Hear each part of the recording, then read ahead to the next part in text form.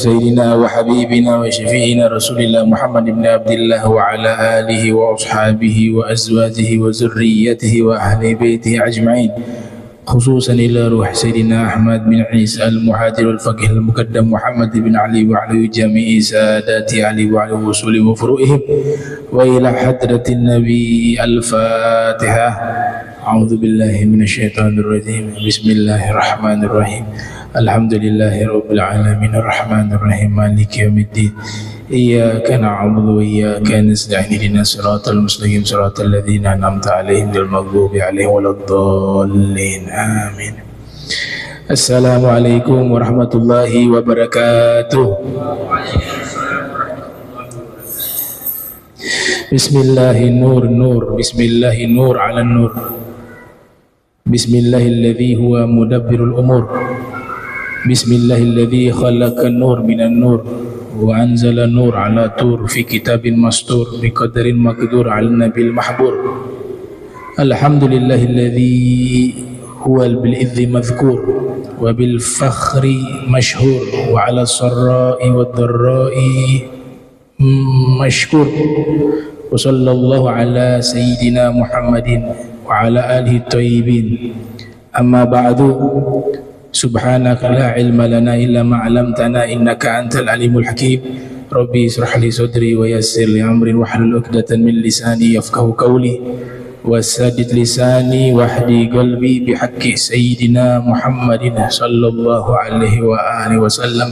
يا من هو في علوه كائن، يا من هو في فعل حميد، يا من هو في مجده متين.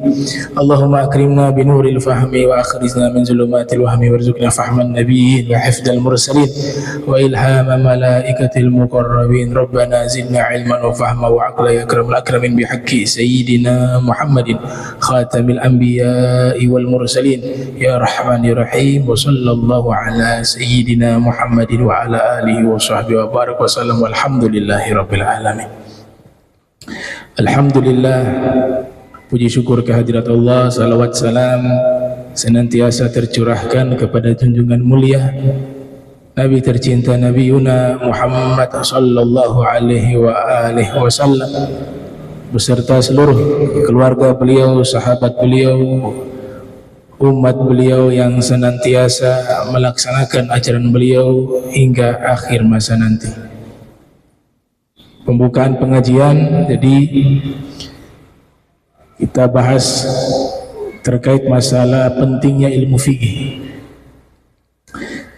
Al-Imam Ali bin Abi Thalib karramallahu wajhahu, beliau pernah mengatakan al-ilmu nahrun wal hikmatu bahrun wal ulama'u hawla nahri yatufun wal hukama'u fi wasatil bahri yagusun wal arifuna fi sufunin najati yasirun wa fi riwayah yakhudun.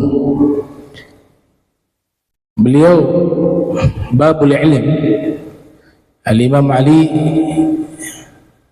karramallahu wajhahu, beliau mengatakan ilmu adalah sungai, hikmah adalah lautan. Para ulama berada di sekitar sungai, mereka berkeliling, yatufun. Para ahli hikmah berada di tengah lautan, mereka menyelam, yagusun. Dan orang-orang arif billah berada di kapal-kapal penyelamat yang berlayar dengan kapal tersebut. Al-Imam Ali mengumpamakan bahwa ilmu sungai, hikmah lautan, dan ma'rifatullah itu adalah kapal. Ilmu itu langkah awal. Tidak mungkin seseorang bisa mengenal Allah tanpa ilmu. Tidak mungkin seorang hamba bisa dekat dengan Allah tanpa ilmu. Makanya Al-Habib Abdullah Al-Haddad beliau mengatakan wala budda min syaikhin tasiru bi sayrihi illa Allah min ahli al-qulub az-zakiyah min al-ulama'i al-arifina bi rabbihim. Seorang harus memiliki guru yang dia berjalan dengan langkah gurunya. Dan guru yang ideal di sini dikatakan oleh Al-Imam Al-Haddad adalah min ahlil qulub az-zakiyah, punya hati yang bersih. Di antara keberkahan ilmu yang Allah angkat karena sebab hati kotor. Ilmu berkahnya, kata Al-Habib Ali Al-Habsyi, di antara sebab keberkahan ilmu dicabut oleh Allah adalah pemilik ilmu itu hatinya kotor. Dan di antara keberkahan ilmu adalah orang yang hatinya bersih. Makanya syarat guru ideal itu adalah memiliki hati yang bersih. Kemudian minal ulama, nah guru juga harus berilmu. Makanya di akhir zaman begitu gampangnya orang bisa membangun pesantren, begitu gampangnya diberikan gelar ulama, bahkan tidak sedikit disebut sebagai wali. Ya, ternyata kalau digunakan standar-standar ulama yang sebenarnya jauh daripada itu. Makanya syarat pertama, gurunya siapa, belajar di mana, itu hal yang penting. Nah, Imam Haddad mengatakan dia daripada golongan ulama al-arifin bi rabbihim, yang betul-betul mengenal Allah, takut kepada Allah, patuh dengan aturan Allah dari hal yang terkecil maupun hal yang terbesar. Ya, itu nasihat dari Al-Imam Al-Haddad. Kemudian Imam Haddad mengatakan walzam kitab Allah wa tuba' sunnatan waqtat hadakallah bil aslafi. Lazimilah Al-Quran, ikutilah sunnah Nabi. Makna kita mengikuti Al-Quran dan sunnah Nabi yaitu kita mengikuti guru-guru. Kita harus tahu diri bahwa al-ami, orang yang awam itu tidak ada madhab. Jadi kalau bicara ini mazhab Syafi'i, itu harus ulama levelnya sudah tahu dalil. Kalau orang awam nggak ada madhab. Al-ami laisa bimadhab. Orang yang awam tidak ada dengan satu madhab. Madhabnya apa? Madhabnya ulama yang ada di tempat tersebut. Misalnya di Ternate ini kebanyakan ustadznya madhab Syafi'i, maka orang awam harus mazhab Syafi'i karena ustadz yang ada mazhab Syafi'i. Coba kalau dia mazhab Hambali, dia repot sendiri. Nanya ke ustadznya gak paham masalah mazhab Hambali. Makanya kaidah para fuqaha mengatakan orang awam tidak ada mazhab. Mazhabnya ngikut kepada ulama, ngikut ke orang alimnya. Itu yang dimaksud bahwa kita butuh guru. Nah, para guru yang sebenar-benarnya guru, ulama yang sebenar-benarnya ulama, ya mereka adalah terjemahan dari Al-Quran dan Sunnah. Gak mungkin apa yang mereka lakukan itu bertentangan dengan Al-Quran dan Sunnah. Makanya dikatakan thabatu ala qadamir rasuli wa sahbi wa tabi'in lahum fasal wa tatabbu'i wa madaw ala qasdi sabili ilal ula qadaman ala qadamin biziddin auza'i. Mereka teguh di jalan Rasul, itu para ulama. Mereka teguh di jalan Rasul, di jalan para sahabat, di jalan para tabi'in, di jalan para ahlul bait.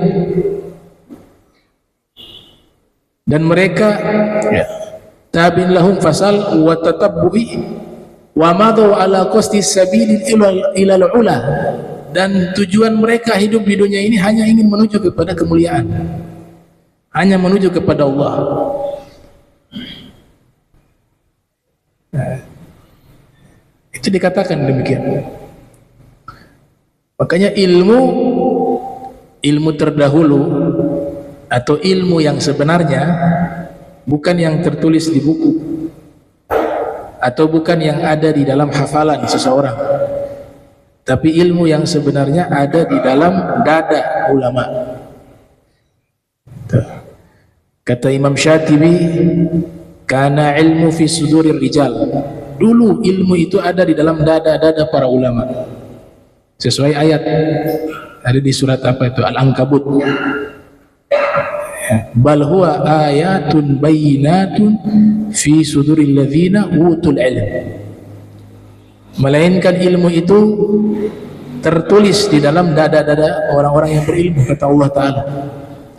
Ayah bayyinah, tanda-tanda yang nyata. Fi sudur, adanya di mana? Allah katakan fi sudur, di dalam dada. Alladzina utul ilma, yang mereka memiliki ilmu.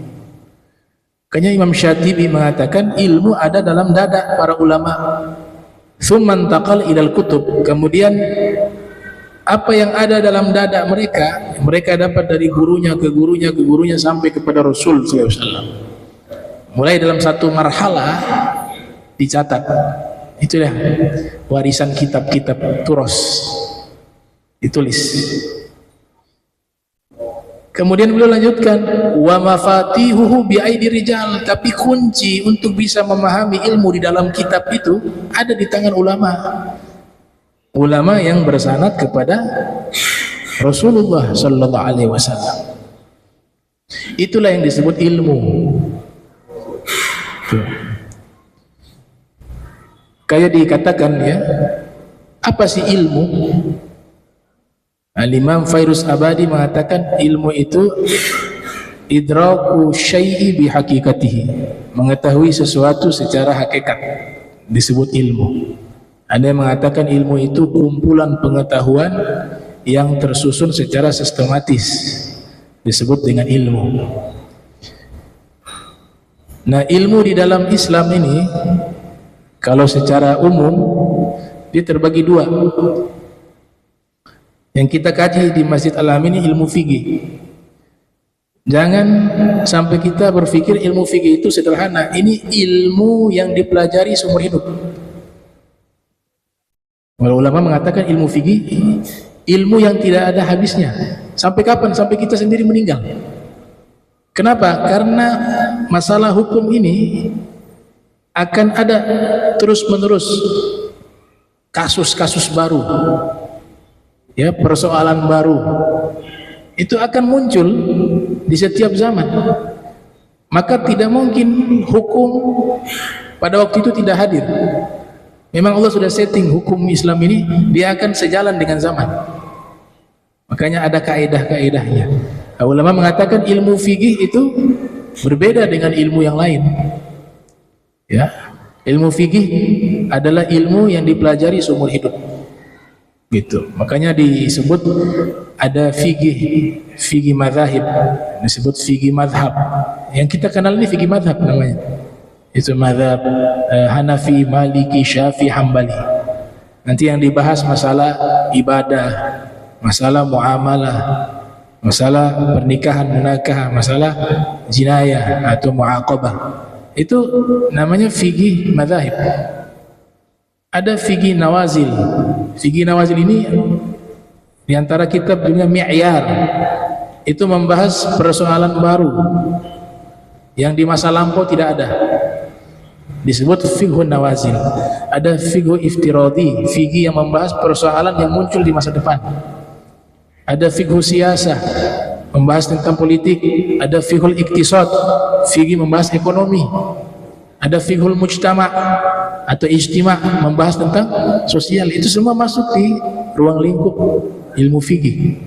Gitu. Dan ini kan dia berjalan terus. Nah, itu terkait masalah ilmu fikih. Ulama membagi dua ilmu. Ada namanya ulumul wasail, ada yang kedua namanya ulumul maqasid.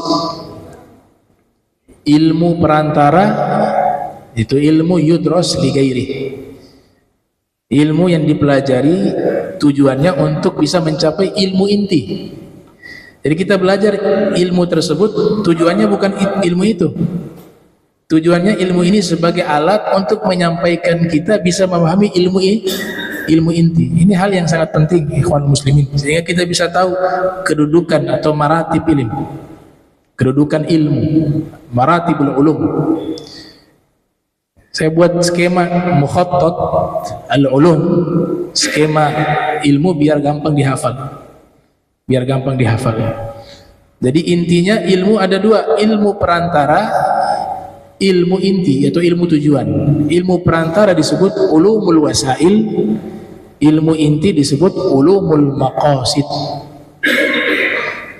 Perantara sesuatu yang bisa menjadi sangat penting. Sebagaimana ulama usul mengatakan al-hukmu lil wasail hukmun lil maqasid. Hukum perantara mengikuti hukum tujuan. Bahkan perantara ini bisa menjadi wajib jika ilmu tujuan itu ilmu yang wajib. Karena tanpa perantara kita tidak akan bisa memahami ilmu tujuan itu, ilmu inti itu. Nah, ilmu perantara dibagi oleh ulama. Ada yang pertama namanya al-ulumu al-lisaniyah, ilmu bahasa. Kalau berbicara bahasa, konteksnya tentang agama Islam, yang dimaksud bahasa Arab. Karena Nabi kita menggunakan bahasa Arab, Al-Quran menggunakan bahasa Arab, hadis Nabi menggunakan bahasa Arab. Tapi bahasa Arab fushah, bukan bahasa Arab amiyah.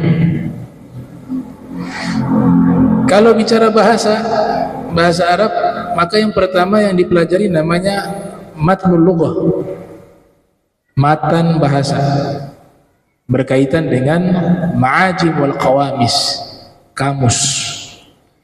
Berarti yang dipelajari apa? Kalimah atau lafdun, atau yang terkenal mufradat. Bagaimana mungkin kita bisa memahami bahasa Arab tanpa mengetahui artinya?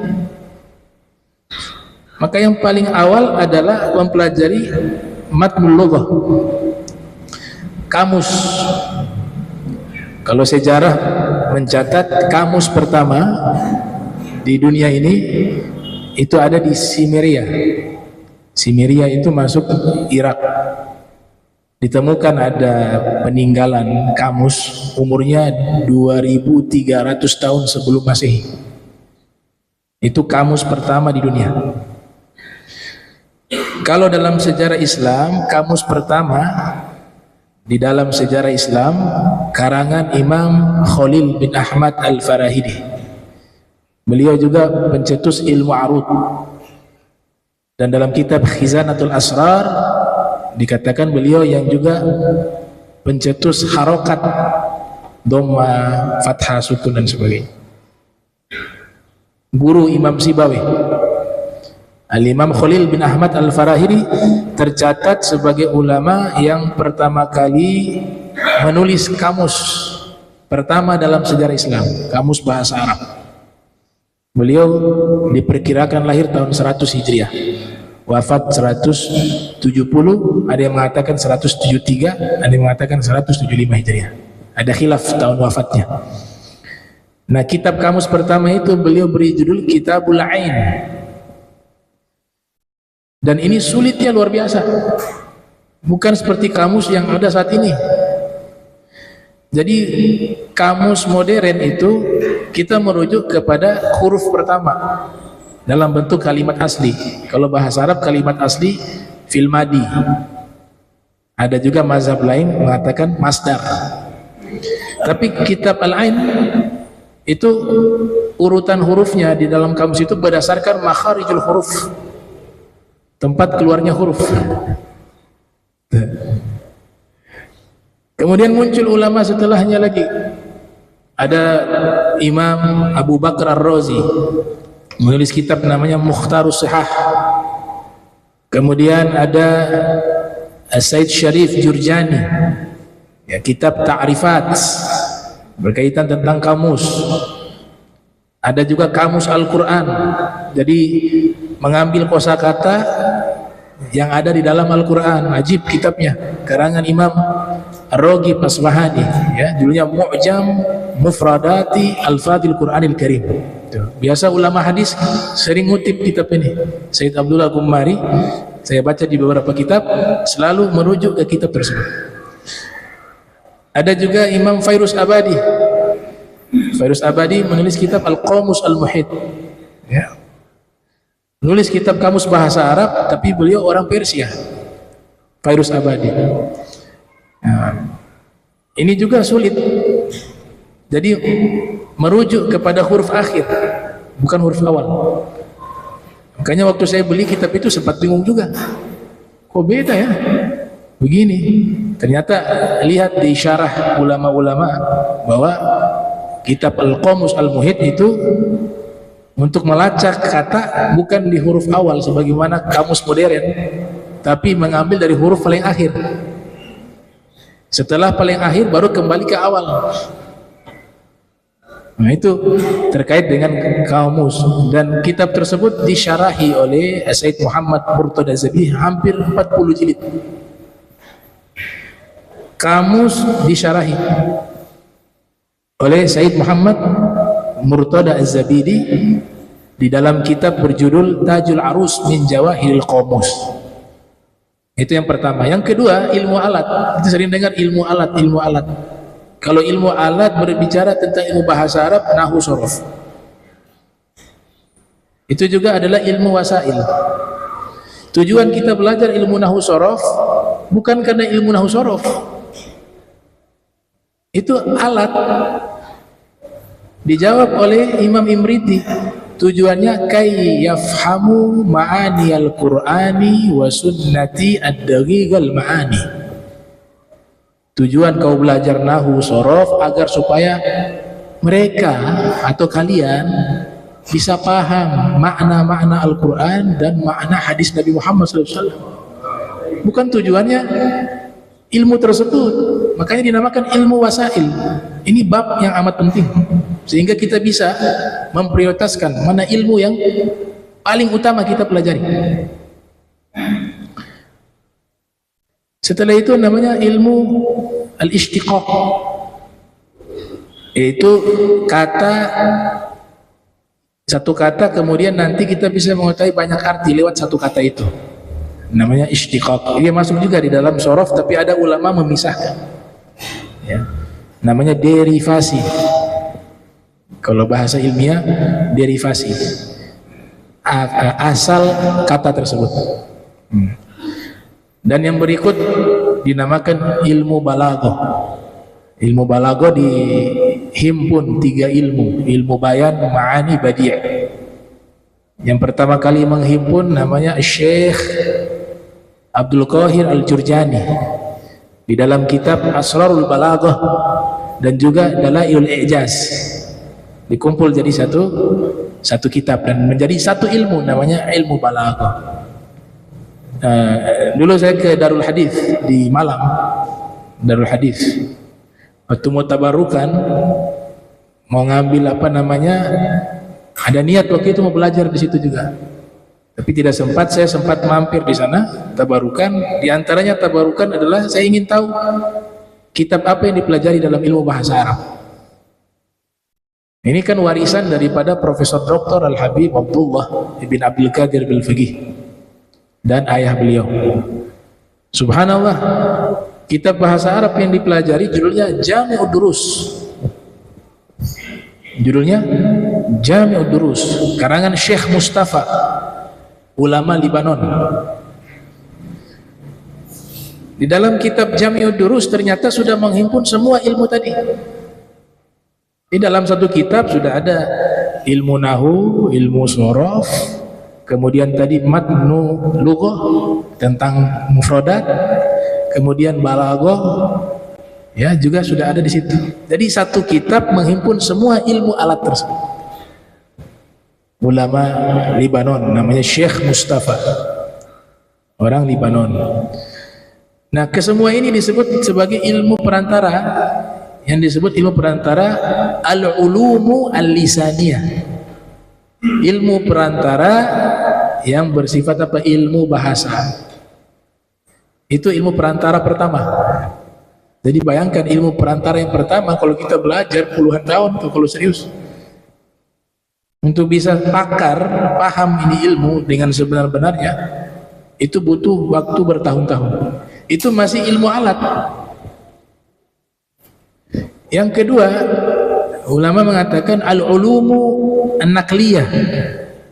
Ilmu perantara yang kedua adalah ilmu nakli. Ilmu nakli adalah kutipan, riwayat. Yang mereka bahas adalah riwayat-riwayat. Kalau dinisbatkan kepada ilmu hadis, yang pertama namanya mustalah, ilmu mustalah, ya.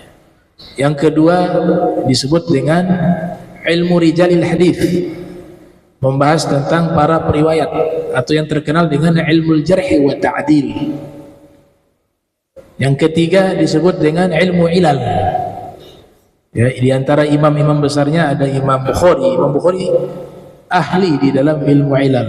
Ilmu ilal itu contoh sederhana, ulama-ulama hadis sepakat bahwa hadis ini sahih. Tapi ada beberapa ulama mengatakan tidak, itu tidak sahih. Di situ dia lihat ada penyakit, ada hal yang janggal baik dari sanad maupun matan. Itu ilustrasi sederhana apa sih ilmu ilal. Jadi termasuk ilmu hadis yang sangat rumit. Di antara imamnya Imam Bukhari, kemudian ada juga Imam Yahya bin Ma'in, Imam Daraqutni juga termasuk ahli di bidang ini, dan juga Imam Muslim dan beberapa imam lainnya yang memang ahli di dalam ilmu ilal hadis. Nah, kesemua ini masuk kepada ilmu perantara yang nomor 2 tadi. Ya, yang pertama tadi tentang bahasa Arab, yang kedua tentang ilmu nakliyah, al-ulumu an-nakliyah. Yang ketiga, masih ada yang ketiga, ilmu perantara, yaitu al-ulum al-aqliyah, ilmu logika berkaitan dengan akal. Ya. Ini juga termasuk ilmu perantara, di antaranya ilmu mantek. Imam Ghazali menganggap ilmu mantek sangat penting, hingga beliau mengatakan man lam yadrus al-mantiqa la yuthaku bi ilmihi. Orang yang tidak belajar ilmu mantek, ilmunya gak bisa dipercaya. Ada khilaf, Imam Nawawi mengharamkan ilmu mantek, Al-Imam Ibnu Salah mengharamkan ilmu mantek, Al-Imam Suyuti juga mengharamkan ilmu mantek. Tapi yang menghalalkan ilmu mantik juga banyak. Imam Ghazali, Al-Imam As-Said Asy-Syarif Jurjani, Al-Imam Taftazani, Al-Imam Katibi, Al-Imam Fanari, Al-Imam Qutbuddin Ar-Razi. Siapa lagi? Al-Imam Fakhruddin Ar-Razi, imam besar dalam ilmu mantik. Mereka menghalalkan, ya, karena ilmu mantik itu ilmu disebut oleh para ulama yaitu ilmun yabhathu fil qawaid al-ammah li tafkiris sahih, satu bidang ilmu yang membahas kaidah-kaidah umum agar orang berpikir secara benar. Terminologi lainnya menyatakan ia adalah alatun qanuniyatun ta'ashimu mura'atuha adh-dhihniyah, satu alat undang-undang hukum yang menjaga agar berpikir itu benar. Bagus di ilmu. Nah, Ibnu Taimiyah mengatakan kalau orang itu sudah levelnya cerdas, jenius, gak butuh lagi ilmu mantik. Ya, mungkin Imam Nawawi level itu, ya. Kalau kita sudah cerdas kayak Imam Nawawi gak perlu mantik, kata Ibnu Taimiyah. Tapi Imam Ghazali bahkan menulis 3 kitab tentang ilmu mantik. Yang pertama judulnya Al-Qistas, yang kedua Mihakun Nazar, yang ketiga Mi'yarul Ilmi fil Mantik. Itu semuanya karangan Hujjatul Islam Abu Hamid Al-Ghazali. Begitu juga Fakhruddin Ar-Razi. Yang kedua namanya ilmu bahthun wal munazarah, ilmu yang membahas satu permasalahan dan juga perdebatan. Jadi thariqah mutakallimin itu thariqahnya adalah al-kalam, makanya namanya ilmu kalam. Ilmu kalam itu ilmu bicara.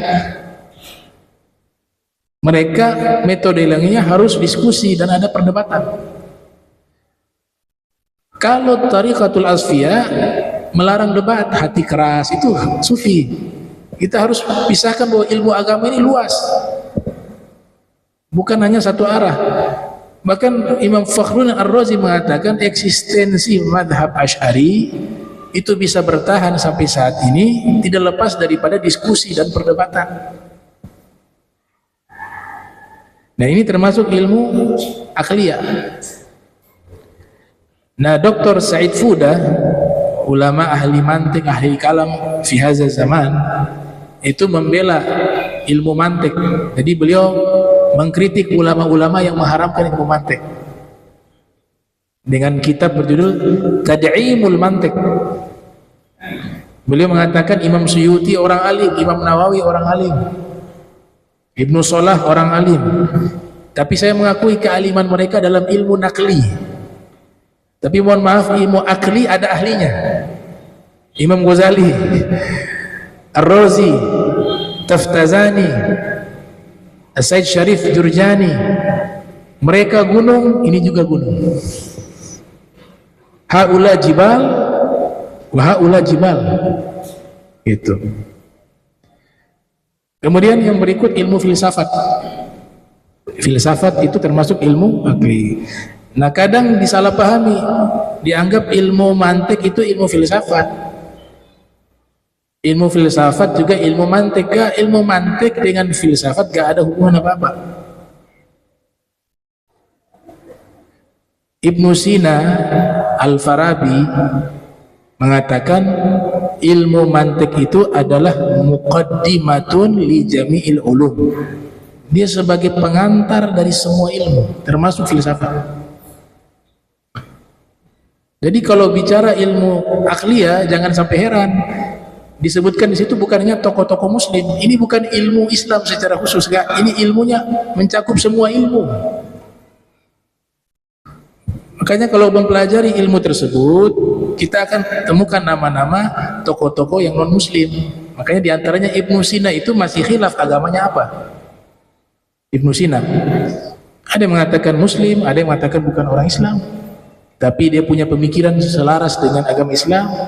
Ada yang mengatakan ada pemikiran yang menyimpang dan bukan beragama Islam, makanya dikritik oleh Imam Ghazali dan seterusnya. Jadi dia ilmu yang luas, ilmu mantik, termasuk ilmu filsafat, demikian. Kemudian ilmu akliyah yang keempat namanya makulat. Ilmu makulat. Ilmu makulat adalah ilmu yang membahas ma wara'at tabi'ah, metafisika. Satu bidang ilmu yang membahas perkara-perkara gaib yang bisa dicerna dengan indera. Namanya ilmu makulat. Dia masuk ke ilmu akli. Ada satu dokter namanya Dr. Syekh Muhammad Ramdan. Dia menulis kitab secara spesifik, judulnya Al-Makulat Al-Ashrah, membahas tentang masalah tersebut. Nah, dari tiga inilah yang disebut ilmu perantara. Tiga tadi, ya, yaitu ilmu bahasa Arab yang pertama, yang kedua ilmu nakli, yang ketiga ilmu akli. Tujuan ini, kata Ibnu Sina Al-Farabi juga mengatakan, yaitu ilmu akli ini adalah khadim lil ulum. Dia sebagai pelayan untuk semua ilmu. Khadim lil ulum. Kalau Ibnu Sina mengatakan sayyidul ulum, malah pemimpin daripada ilmu. Dan ilmu ini saya cenderung mengikuti pendapat yang tidak mengharam. Namanya juga ilmu. Kok ilmu haram sih? Kalau ilmu itu digunakan untuk kebaikan, halal. Ilmu itu membawa orang dekat kepada Allah, baik. Apapun namanya. Karena sumber asal ilmu itu dari Allah semuanya, Al-Alim. Allah yang maha tahu, maha berilmu. Tergantung digunakan untuk apa. Nah, sebab itulah dikatakan Imam Ghazali luar biasa. Imam Ghazali mengatakan ilmu mantik ada dalilnya. Kalau kalian mau minta dalil, saya kasih, kata Imam Ghazali. Dalil ilmu mantik sangat banyak di dalam Al-Quran. Di antaranya di surat Al-Hadid juga ada. Ya, laqad arsalna rusuluna bil bayyinati wa anzalna ma'ahum al-kitaba wal mizana liyaquman nas bil qist. Ya, bil qisti. Ya. Kami telah mengutus rasul-rasul kami. Allah Ta'ala berfirman, membawa bukti-bukti yang nyata, dan kami turunkan bersama mereka para rasul kitab suci, Alkitab wal mizan, dan timbangan, mizan, agar manusia bisa menegakkan timbangan. Orang kalau paham ilmu balago, walaupun dia tidak pakar, belajar dasarnya bisa paham. Ketika Allah Ta'ala berfirman, kami telah mengutus rasul-rasul kami dengan bukti, dan kami telah turunkan bersama mereka Alkitab. Alkitab ini bahasa kiasan atau hakikat. Al-Quran, kitab suci, Taurat, Injil, itu hakikat. Benar-benar Allah turunkan Al-Quran. Tapi selanjutnya, apakah hakikat ataukah majas? Wal mizana, juga Allah berikan, turunkan kepada para nabi timbangan. Ada gak riwayat para nabi bawa timbangan waktu dakwah? Berarti ini akal sudah bisa merespon bahwa ini yang dimaksud yang kedua ini bukan hakikat. Yang pertama hakikat, iya benar, kitab suci ada buktinya dan secara akal bisa menerima. Tapi para nabi juga dikasih oleh Allah timbangan buat apa? Mau timbang apa? Maka ini majas. Disitulah Imam Ghazali mengatakan yang dimaksudkan timbangan adalah menimbang pikiran mana yang benar, mana yang salah dengan logika. Mizan di situ dengan para nabi membawa metodologi cara berpikir yang benar. Berapa banyak ayat menyebutkan agar kalian berpikir, agar mereka berpikir, berakal. Bentuk kata bendanya tidak ada dalam Al-Quran. Aklun nggak ada bentuk kata benda. Yang ada itu bentuk kata kerja. Ya'qilun, ta'qilun, yatafakkarun, yang bermakna sama, yaitu disuruh terus berpikir. Jadi agama ini mengajak kita untuk selalu berpikir. Nah, orang yang berpikir dengan baik dan benar harus butuh metodologi berpikir yang benar. Itulah ilmu mantik, kata Imam Ghazali.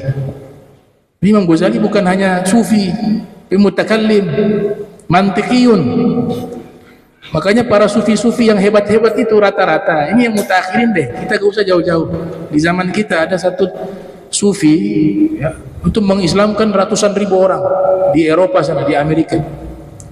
Namanya Syekh Nazim Al-Haqqani dengan muridnya ya Syekh siapa itu Akabbani.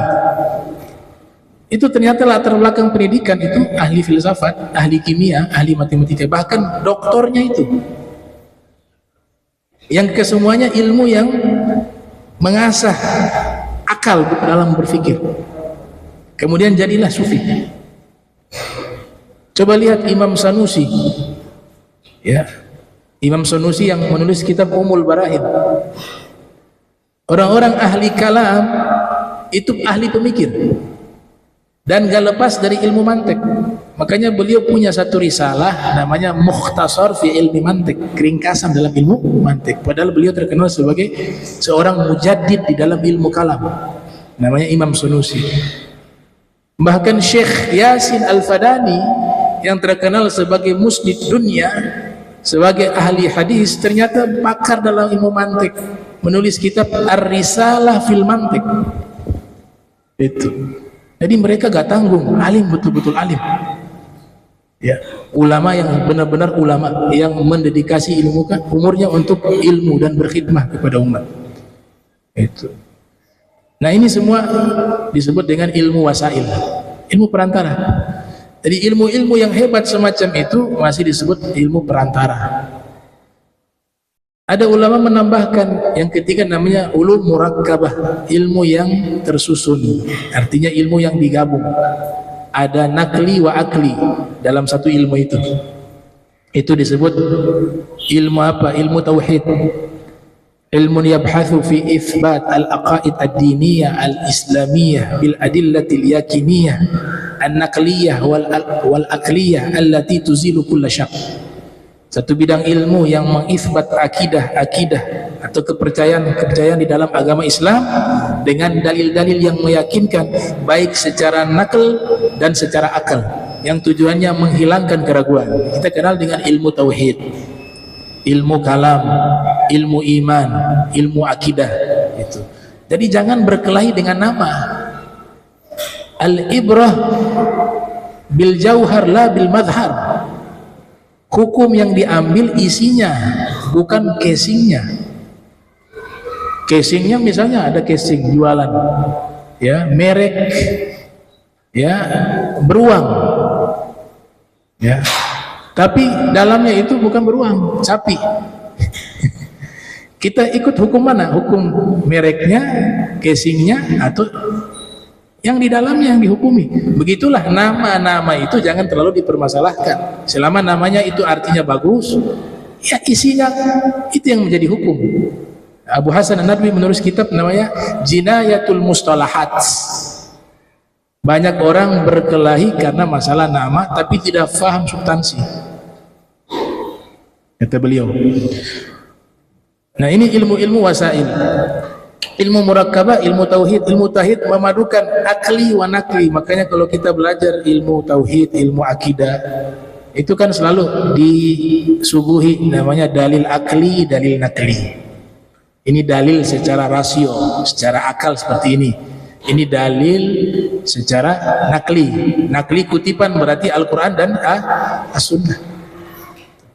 Dan ada juga yang memaksudkan bahwa ini ilmu tauhid masuk ke ilmu maqasid, ilmu tujuan.